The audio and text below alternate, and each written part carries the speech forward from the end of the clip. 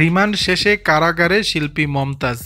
বৈষম্য বিরোধী ছাত্র আন্দোলনে গুলিতে এক শিক্ষার্থী নিহত হওয়ার মামলায় 4 দিনের রিমান্ড শেষে কণ্ঠশিল্পী ও সাবেক সংসদ সদস্য মমতাজ বেগমকে কারাগারে পাঠিয়েছে আদালত।